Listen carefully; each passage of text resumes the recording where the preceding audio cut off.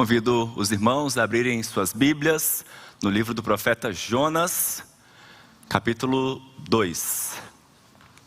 O texto vai passar aqui na tela para você, mas se você tiver uma Bíblia, é importante que você abra e acompanhe a leitura, volte a ela ao longo da mensagem.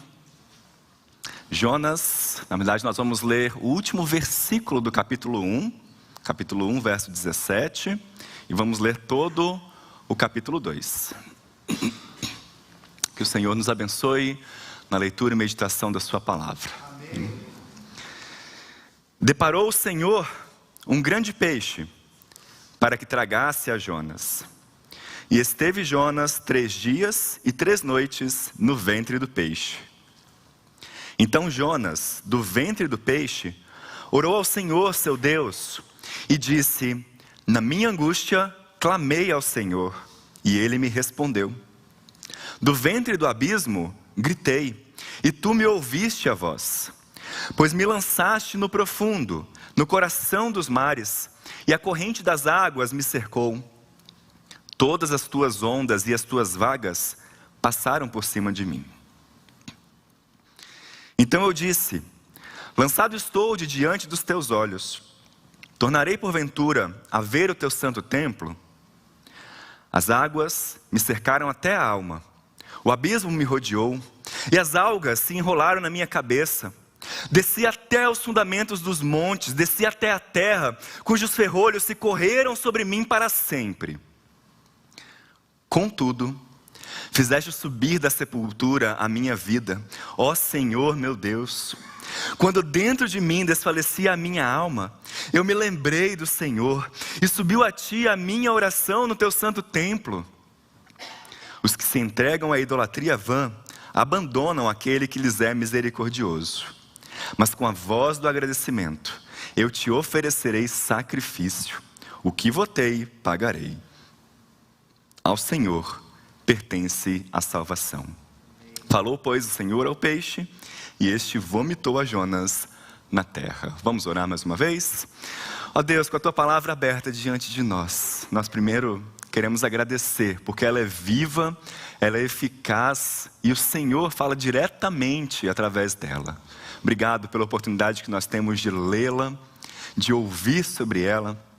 E por isso nós pedimos que neste momento o Teu Espírito Santo venha trabalhar em nosso coração aquilo que o Senhor tem preparado para nós, ó Deus. Que nós sejamos transformados, confrontados, consolados e, acima de tudo, que a nossa vida seja conformada à vida do Teu Filho Jesus Cristo. É o que oramos em nome de Jesus. Amém.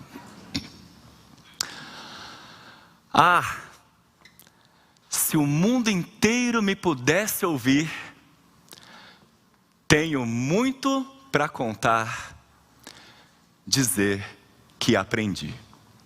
O início da música Azul da Cor do Mar, um sucesso de 1970 na voz de Tim Maia, encontra simpatia no nosso coração e nas nossas vozes também. Afinal, todos nós gostamos de contar sobre as experiências que nós tivemos, compartilhar lições e aprendizados da nossa vida. Ao cantá-la, nós nos identificamos. Nós nos colocamos no lugar do eu lírico, lançando ao mundo toda a nossa sabedoria ao longo da nossa vida. E esse trecho, bem que poderia ser colocado na boca de alguns personagens da Bíblia. Inclusive esse que nós estamos vendo hoje, o profeta Jonas. Jonas é um livro bem singular dentre os profetas do Antigo Testamento. Isso porque ele foge um pouco do padrão dos outros profetas. Os profetas geralmente dão ênfase na sua mensagem. Eles chegam trazendo ao povo uma mensagem de confrontação, expondo qual era o pecado que eles estavam cometendo naquele momento, trazendo confrontação aos líderes da nação também. Eles enfatizam, chamam ao arrependimento, pronunciam palavras de bênção caso o povo obedecesse, palavras de maldição caso o povo desobedecesse. Já em Jonas, nós temos algo bem diferente. Em todo o seu livro, Na verdade, um livro pequeno, 4 capítulos apenas, mas somente em um versículo nós temos a mensagem de Jonas propriamente dita, a sua profecia, aquilo que ele vai falar para Nínive. E isso significa que o foco do livro de Jonas não está na mensagem que ele foi pregar em Nínive, mas sim nas atitudes do profeta, na resposta que ele deu ao chamado divino para ele ir pregar. E é por isso que o seu foco está na narrativa do que aconteceu com o profeta antes e depois dele ir para Nínive. Jonas, você conhece bem essa história, foi alguém que, ao desobedecer Deus e ao questionar a misericórdia divina, aprendeu várias lições. E inspirado pelo Espírito Santo, ele registrou essas lições para nós, essa mensagem. Registrou o que aconteceu com ele. E quando nós falamos que ele está narrando o que aconteceu com ele, nós cremos que há um aspecto de realidade aqui. Nós já falamos sobre isso há cerca de 2 anos. Quando você puder, durante a semana, volte lá no nosso canal do YouTube, nas nossas playlists, você vai ver um mês de mensagens só sobre Jonas. Então, quando puder, olhe lá, mas vejam, meus irmãos, nós cremos como um fato histórico, que Jonas foi engolido por uma baleia ou um grande peixe, e passou ali 3 dias no ventre desse peixe. Isso é plenamente possível, inclusive há vários registros ao longo da história de outras pessoas com quem isso aconteceu também. Por exemplo, em 1891, um pescador chamado James Bartley, um pescador inglês, foi engolido por uma baleia cachalote, ali na região das Ilhas Malvinas. E 2 dias depois, essa baleia foi capturada por um navio baleeiro, foi morta também. E os colegas de James Bartley perceberam que havia um inchaço ali naquela baleia, um inchaço bem incomum. E quando abriram, encontraram James desacordado, não morto, desacordado. Conseguiram então acordá-lo ali e ele ainda viveu 18 anos saudável. Pouco tempo antes disso, houve uma pessoa na Europa que foi encontrada viva também no estômago de um tubarão branco. Se você procurar na internet, você vai ver vários testemunhos com quem isso aconteceu. Se você já leu o clássico Moby Dick, de Herman Melville, ele também cita vários casos também, vários outros casos em que isso aconteceu. Alguém sobreviveu no ventre, na barriga de uma baleia ou de um grande peixe.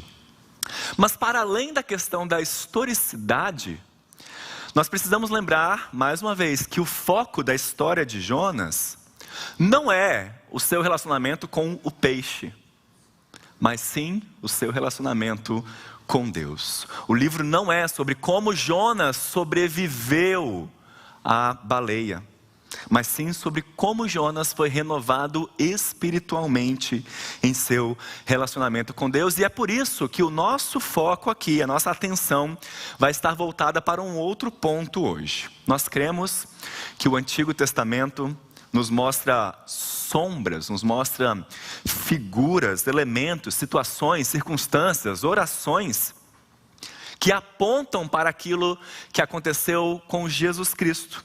E o próprio Cristo, no texto que nós lemos no início do culto, diz que a experiência de Jonas no ventre do peixe tem tudo a ver com ele.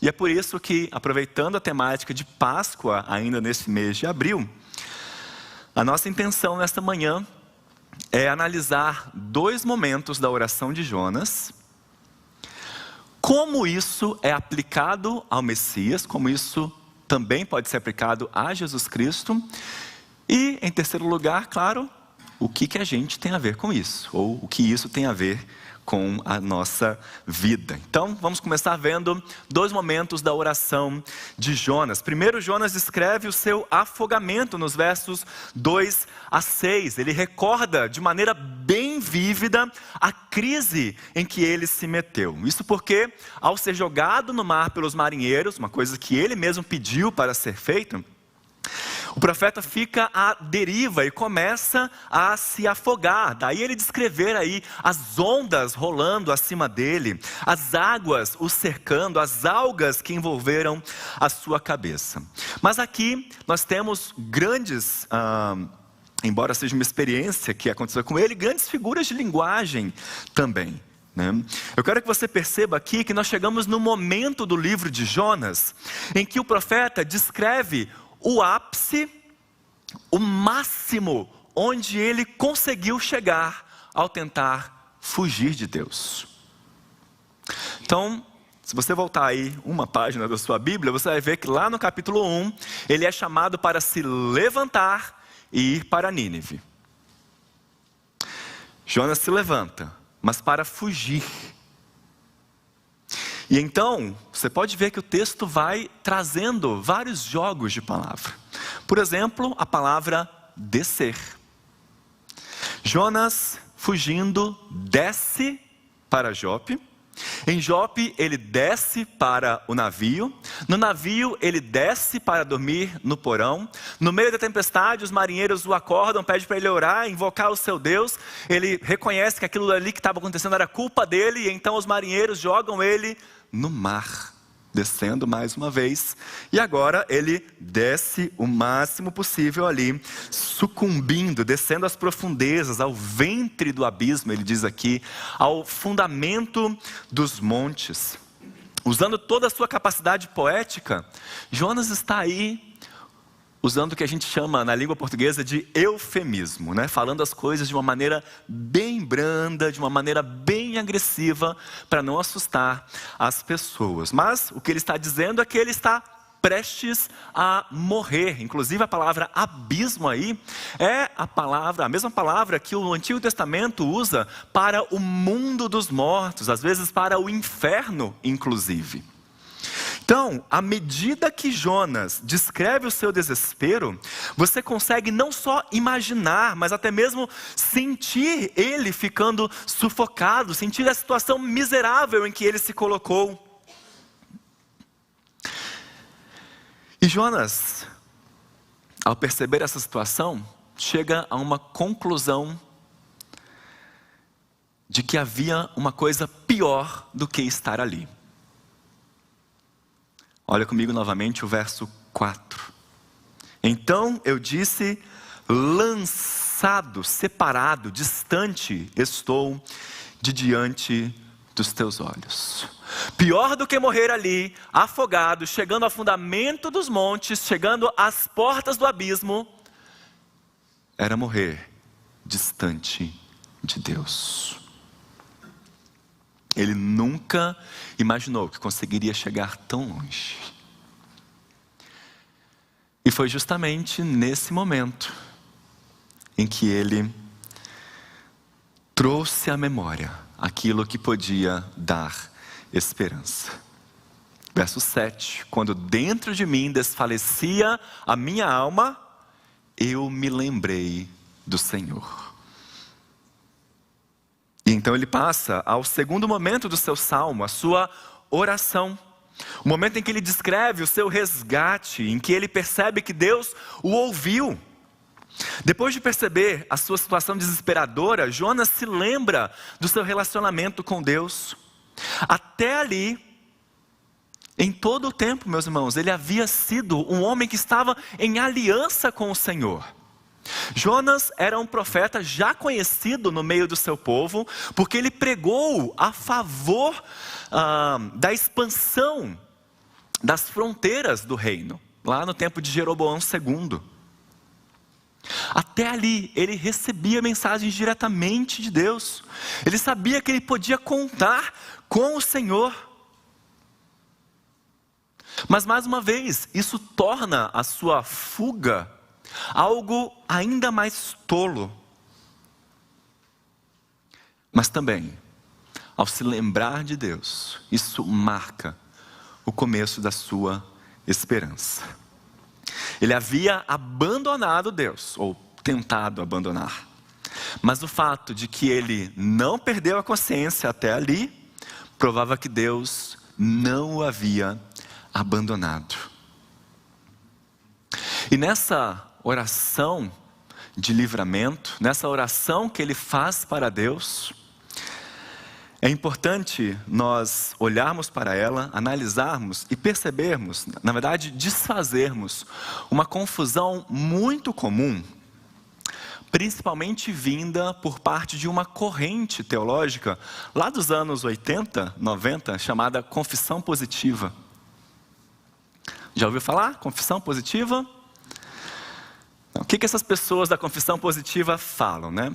Que a sua fé deve ser tão forte, mas tão forte, que você deve orar com tanta credibilidade em Deus, que você não precisa mais pedir algo a Deus.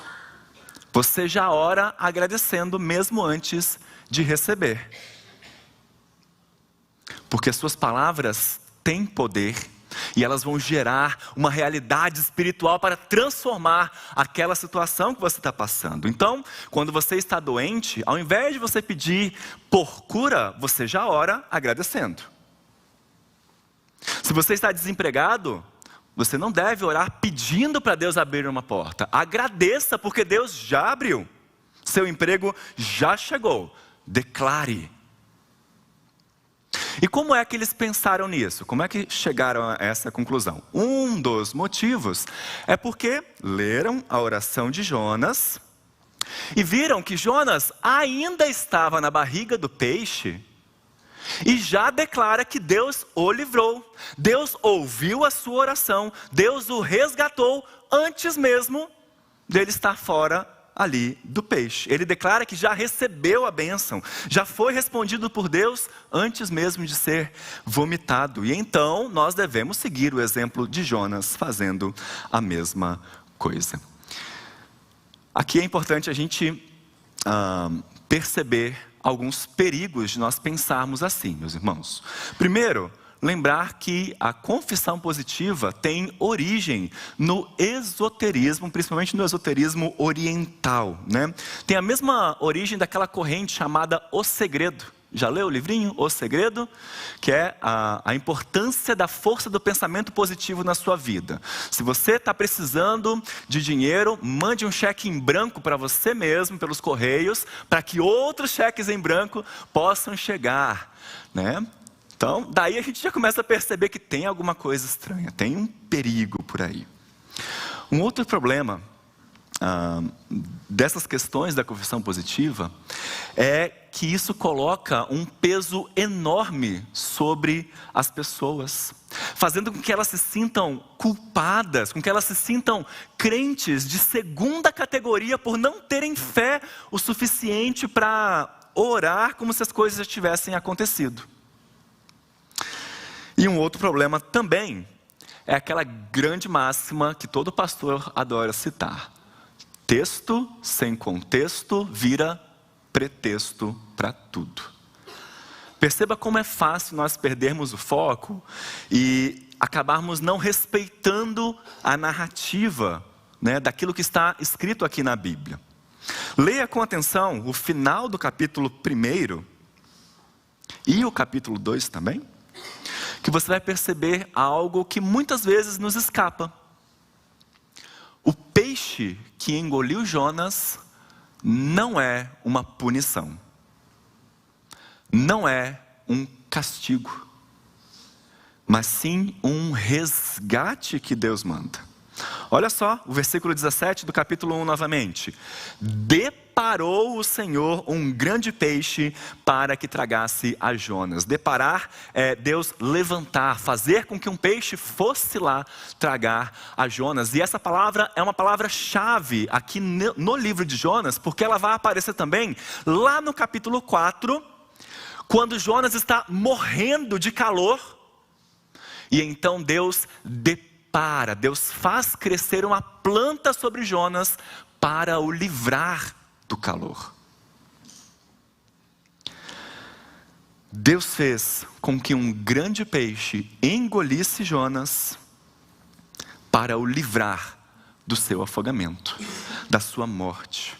E é por isso que a oração oração de Jonas não é um pedido para Deus salvá-lo do peixe. Veja aí que ele em nenhum momento pede isso. Ele não pede, Senhor, me salva do peixe. Mas é um agradecimento, porque ele foi salvo pelo peixe, através do peixe. E é por isso que os verbos estão todos no passado aí, porque ele já entende que mesmo ali dentro do peixe, o seu resgate já aconteceu. O pastor americano William Graham, neto de Billy Graham, possui um livro, um pequeno comentário do livro de Jonas, e ele escreve o seguinte: o ventre do peixe não era a prisão ou a câmara da morte, mas um hospital temporário para a sua alma e uma proteção para seu corpo nas profundezas do oceano. É bom para Jonas estar ali. Deus certifica-se de que o seu servo indigno esteja perfeitamente cônscio de seu livramento imerecido. E é por isso que Jonas termina a sua oração declarando: ao Senhor pertence a salvação, mesmo antes de ser vomitado por aquele peixe. Ao Senhor pertence a salvação. Vamos adiantar o tempo um pouquinho.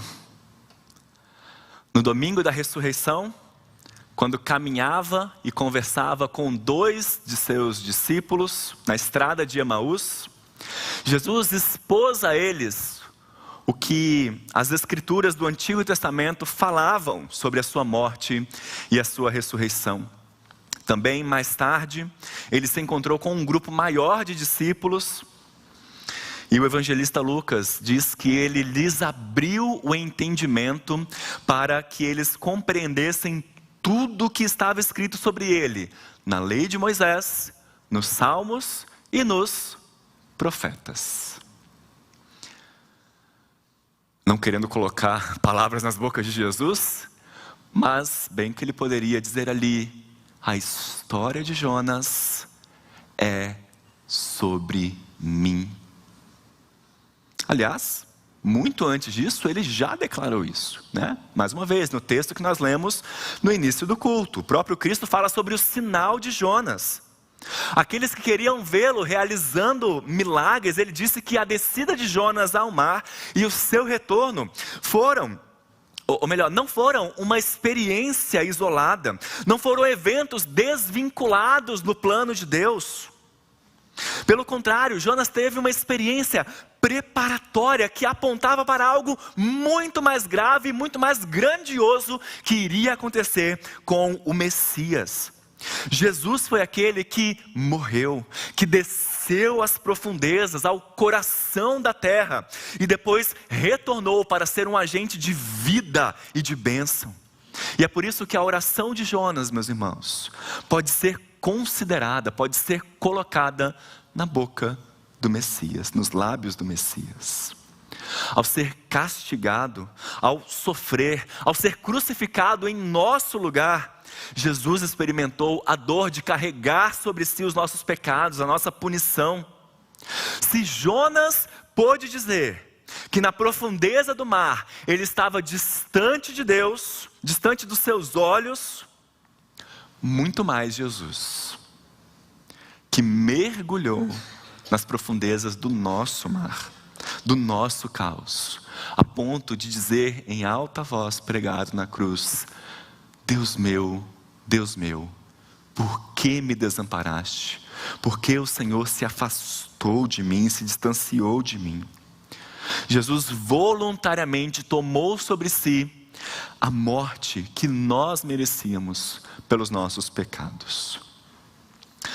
Cirilo de Jerusalém, bispo da igreja no século IV, escreve sobre isso também. Olha só o que ele diz: Jonas foi lançado ao mar e parou na barriga de um grande peixe, mas Cristo desceu por vontade própria até a moradia do peixe invisível da morte. Ele desceu por vontade própria para obrigar a morte a cuspir aqueles que ela havia engolido.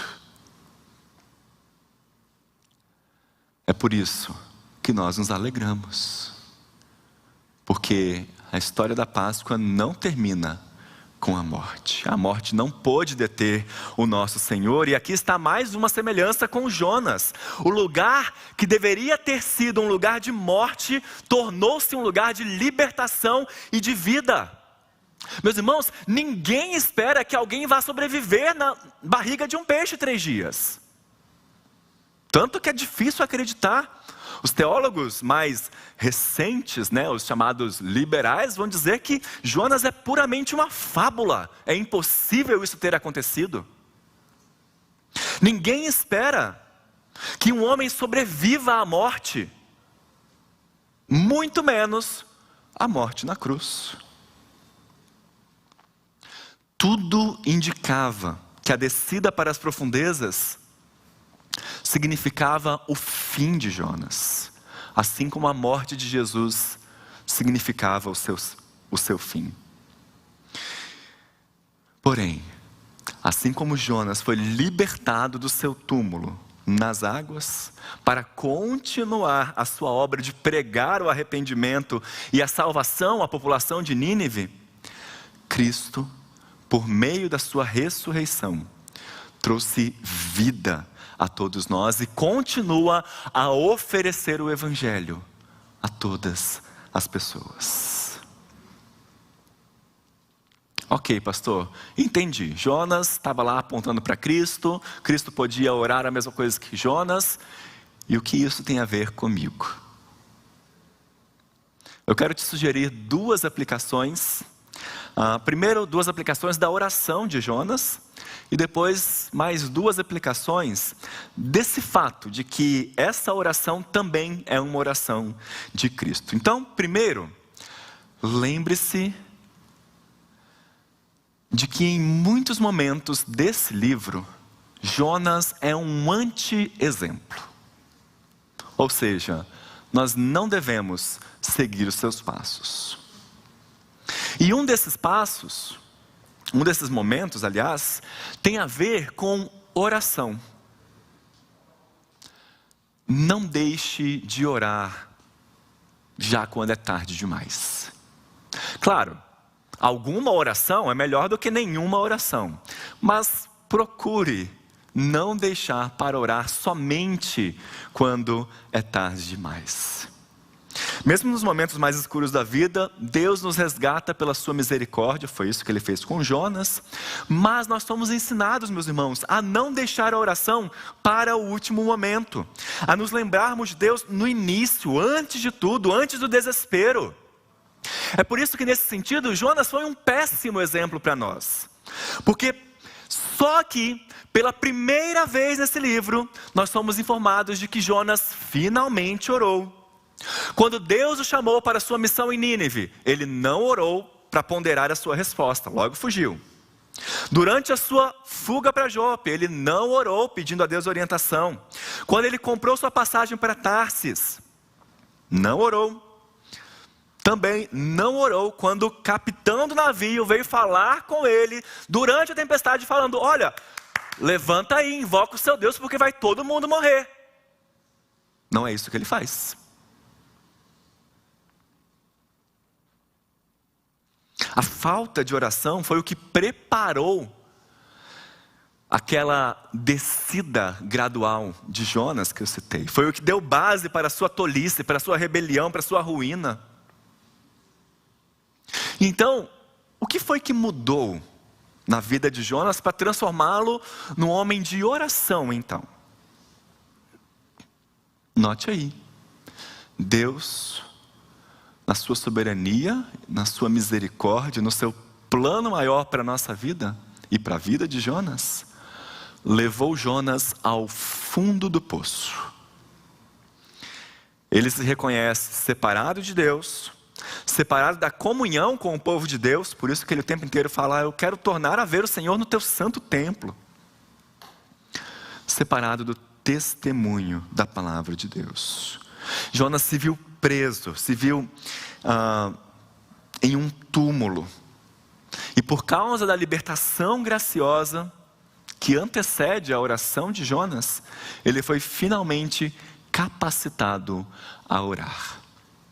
Stuart Olliott, um pastor inglês também, nos lembra dessa grande verdade. Ele escreve: Deus, em sua bondade, traz frequentemente as pessoas ao ponto em que elas são forçadas a orar. Doenças levam pessoas a orar, o luto leva pessoas a orar, o desapontamento leva pessoas a orar. E embora sejam coisas muito difíceis de passar, tudo isso faz parte da providência de Deus para nos dar a maior bênção que existe no mundo: um coração voltado à oração. Por isso, não deixe para depois. Em segundo lugar, agora usando Jonas como um exemplo para nós, conheça sua Bíblia. A palavra de Deus é um meio de graça que não pode ser negligenciado por nós. Nós precisamos lê-la, precisamos meditar nela dia e noite, como faz o justo do Salmo 1. Precisamos memorizá-la, e isso vai nos ajudar a passar pelos momentos mais difíceis e mais obscuros de nossa vida. Se você notar com atenção, você vai perceber que a oração de Jonas é cheia, meus irmãos, cheia de frases, de imagens que nós encontramos em outros lugares da Bíblia, principalmente nos Salmos. Quando ele se dá conta da sua situação tão desesperadora, Jonas traz à sua memória a palavra de Deus. Mesmo depois de desobedecer ao chamado divino, a gente vê aqui, Jonas era realmente um profeta que conhecia bem a palavra de Deus e que poderia retorná-la, abraçá-la, repousar nas suas verdades, confiar nas suas promessas. Note que toda a perspectiva da palavra de Deus sobre Deus e o homem, sobre a vida e a morte, sobre o desespero e a esperança, sobre o medo e a fé, tudo isso flui da boca e do coração de Jonas. Quando Jonas sente o desejo de orar, o seu vocabulário expressa a fé que nós vemos nos Salmos. Nesse sentido, sejamos como Jonas, que nós possamos cantar a palavra de Deus, que nós possamos memorizá-la, para assim sermos recompensados nessas horas de escuridão, de dúvida e de desespero. É nesse momento exatamente que vem à nossa mente palavras de esperança, promessas que o Senhor nos fez de não nos abandonar, de estar conosco, de nos resgatar e de nos livrar. Em terceiro lugar, sabendo que essa oração aponta para o Messias, lembre-se de que nós temos um Salvador que sabe o que é sofrer. De maneira geral, na literatura bíblica, o mar e as profundezas das águas simbolizam, representam os poderes do caos, da morte, do mal. E o nosso Senhor e Salvador Jesus Cristo enfrentou o mar da nossa existência. Por isso, o autor aos Hebreus vai nos escrever que Jesus Cristo, o nosso sumo sacerdote, se compadece das nossas fraquezas. Ele escuta o nosso grito de angústia. Ele nos vê no meio da depressão, do luto, da dúvida, da confusão, da ansiedade, do nervosismo, às portas da morte. Quando chegamos ao fundo do poço, de lá a mão de Deus pode nos tirar. Quando chegamos ao fim dos nossos recursos, nós devemos trazer à memória aquilo que pode nos dar esperança. O nosso Salvador se compadece de nós. Independentemente das provações e dos sofrimentos que nós experimentamos nessa vida, nós encontramos na cruz todas as provas necessárias do amor conquistador, santo, providencial e eterno de Deus. E é por isso que nós podemos ir ao encontro do nosso Salvador, como também nos escreve o autor aos Hebreus, dizendo: acheguemo-nos, portanto, confiadamente junto ao trono da graça, para acharmos e recebermos socorro em ocasião oportuna. No meio do desespero, no fundo do poço, diante das ondas do mar que sobrevêm sobre nós, lembre-se do seu Salvador. E por fim, lembre-se também de que nós temos um Salvador que tem para nós a resposta definitiva para a morte e o sofrimento. Assim como Jonas, lançado ao mar, se afogando no coração dos mares, afastou a tempestade daqueles marinheiros lá do capítulo 1, a cruz de Jesus afasta de nós a ira de Deus por causa dos nossos pecados. Na cruz, Jesus pagou o preço pelo pecado. Ele apaziguou a ira de Deus que deveria vir contra nós e restaurou o favor e a comunhão de Deus. A sua morte obtém para nós um novo coração, um novo histórico e um novo futuro para todos aqueles que confiam nele como seu Senhor e Salvador. Ele promete estar conosco para todo sempre, dando verdadeiro descanso e enxugando dos nossos olhos toda lágrima. Por isso, não se preocupe. Como diria a canção de Marcos Almeida, toda dor é por enquanto. Logo, em breve, o veremos face a face. E toda a miséria da nossa existência, toda a angústia e a morte já haverão passado. Que isso nos traga alegria, meus irmãos. Que isso nos traga esperança. Que isso renove a nossa fé para enfrentarmos os desafios do dia a dia. Que eu e você possamos viver à luz dessa verdade. Jesus Cristo, o novo e verdadeiro Jonas, morreu, ressuscitou e reina soberano sobre todas as coisas. Ele está aqui, Ele nos ouve, Ele está conosco. Ao Senhor pertence a salvação. Deus te abençoe.